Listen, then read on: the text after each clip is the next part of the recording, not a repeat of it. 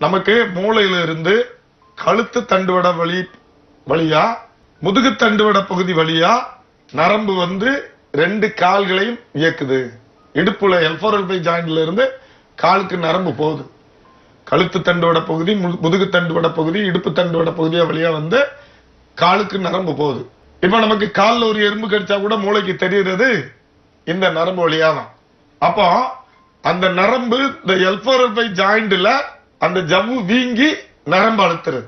அப்ப அந்த ஜவ்வு எதனால வீங்குது, அந்த நரம்பு எதனால அழுத்தப்படுது அப்படின்னு நம்ம பார்க்கணும். ஒண்ணு கேஸ் தேவையில்லாம, அதாவது 2 வீலர் மெக்கானிக்கலா இருக்கிறவங்க அவங்க வேலையை அவங்க பெருசா நினைச்சிட்டு நம்ம நிறைய வேலை செய்யறோம் அப்படின்னு சொல்லி எந்த எக்ஸசைஸும் பண்ண மாட்டாங்க, வாக்கிங் போக மாட்டாங்க. அவங்க ஒரு நாளைக்கு 2-3 2 வீலர் ரிப்பேர் பார்த்துட்டு நம்ம தான் இந்த உலகத்துல பெரிய வேலை செஞ்சுட்டோம், நிறைய உழைச்சிட்டோம் அப்படிங்கிற மைண்ட்ல வாக்கிங் போக மாட்டாங்க, எக்ஸசைஸ் பண்ண மாட்டாங்க. அப்போ வயிறுல நிறைய கேஸ், இடுப்பை சுத்தி கொழுப்பு இதெல்லாம் படிஞ்சு, அந்த இடுப்பை சுத்தி கொழுப்பு படிது பாருங்க, அது உள்ள நரம்பு அழுத்தம். கேஸ் வந்து அந்த L4 L5 ஜாயிண்ட்டுக்குள்ள இருக்கக்கூடிய ஜவ்வுக்குள்ள புகுந்து வீங்கி நரம்பு அழுத்தம். இந்த 2 பிரச்சனையும் இருக்கும் L4 L5 ஜாயிண்ட்ல.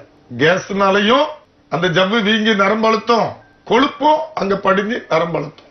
அப்போ இவருக்கு வறுமை சிகிச்சை கொடுத்து அந்த கொழுப்பையும் உடம்புல உள்ள கேஸையும் கலைச்சி வெளியேற்றும் போது அந்த அழுத்தம், நரம்பு அழுத்தம் நிரந்தரமா குணப்படுத்திடலாம்.